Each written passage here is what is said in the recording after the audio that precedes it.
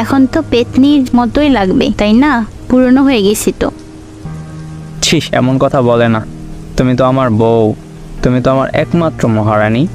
তোমাকে অনেক ভালোবাসি আর সারা জীবন বাসবো।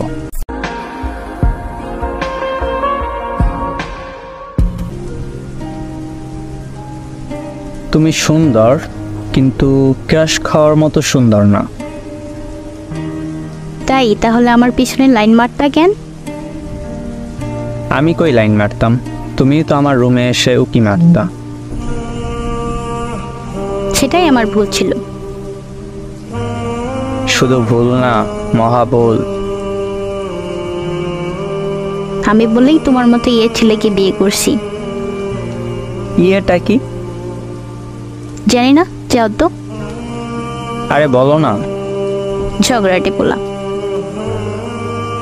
ও, আমি শুধু ঝগড়া করি আর আপনি রবীন্দ্রসঙ্গীত চর্চা করেন। জি না, আমি একটা কিউট লক্ষ্মী একটা মেয়ে। এক হাতে তালি বাজে না, অবশ্যই জানো। মানে কি? তুমি বলতে চাও আমি ঝগড়া করি? চোরের মার বড় গলা। এই শুনেন, আপনার সাথে আর কথা নেই, আর কথাই বলবো না। দেখাই যাবে। কি? শপিং করতে গেলে ঠিকই আমাকে দরকার পড়বে, তখন কই যাবা কথা না বলে? পকেট কাটবো। পকেট মারের জায়গা নাই আমার বাসায়। কি বললা? তোমার বাসা? সারাদিন কে এত সুন্দর পরিপাটি করে গুছিয়ে রাখে? আমার বাসা। ইস, এই বাড়ি আমার, সবকিছু আমার। হ্যাঁ তাই তো, সবই তো আপনার। আমি এ বাড়ির কে? আমার তো কোনো অধিকার নেই এসবের উপর। সরি মিস্টার, আমি আসলে ভুলে গিয়েছিলাম। আমি কি মাফ করবেন?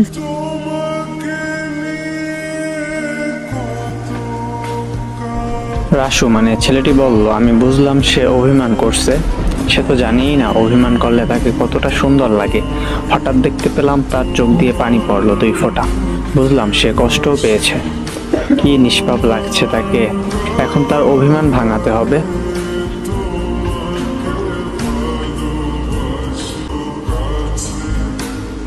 ওই শোনো, জানো আমার ভালো বউটা, আমার লক্ষ্মী বউটা, শোনো না।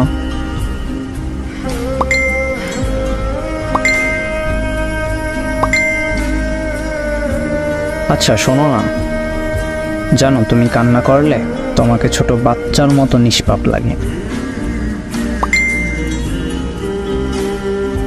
আরে একটু তো কথা বলো। আর কখনো এমন কথা বলবো না, কথা বলো।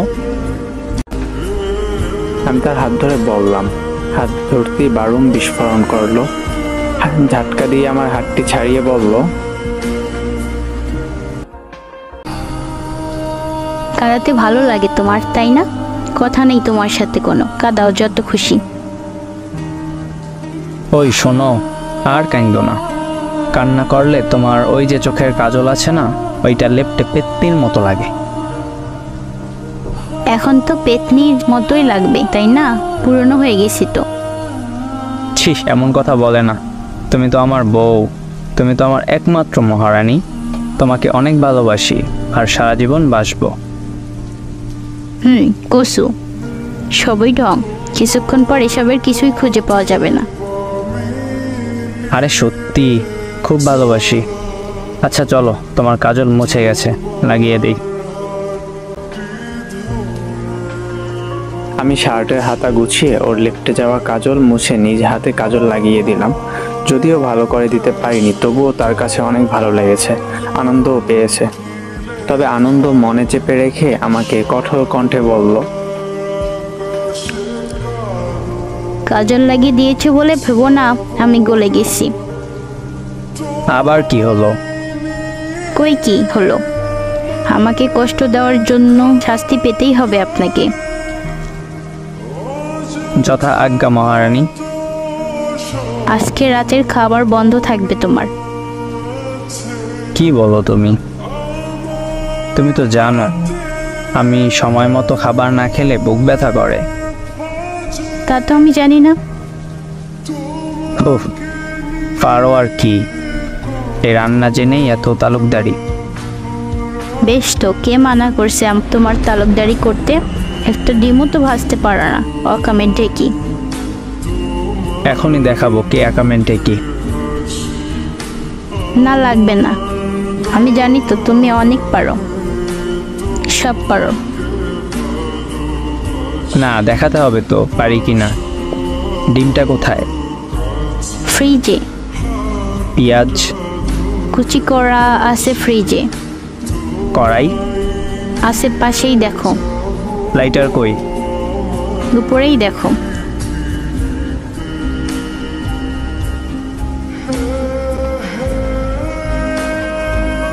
হঠাৎ আমার চিৎকারে সে রান্নাঘরে ছুটে আসলো, এসে আমার কাটা আঙুল চেপে ধরলো। আমি তার দিকে ভয়ের চোখে তাকিয়ে আছি। একটু পর আমি মুচকি হাসি দেওয়ায় সে আমার হাতটা ছেড়ে দিল।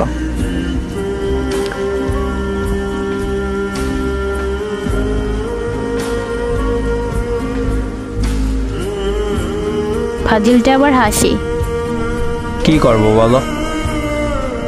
যদি বেশি কিছু হতো তবে কি হতো ভাবছো? কিছু হয়নি তো, চিন্তা করো না। আমি কিন্তু একদিক থেকে খুশিই হয়েছি। মানে আমার কষ্টে তুমি খুশি? কারণ এখন আর অফিস থেকে ফেরার সময় ক্রাম খেলতে পারবে না, তাড়াতাড়ি বাসায় চলে আসবা।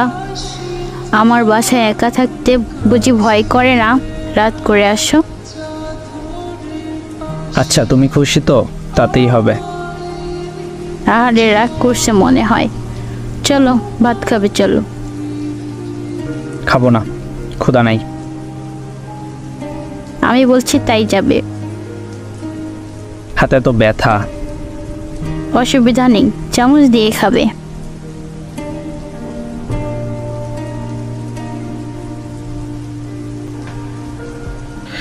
আমি ভাবছিলাম সে আমাকে খাইয়ে দিবে, কিন্তু তা হলো না। খাবার টেবিলে রাখা ছিল, অনেকক্ষণ বসেছিলাম। আমার বসে থাকা দেখে সে অনেকক্ষণ পরে বলল,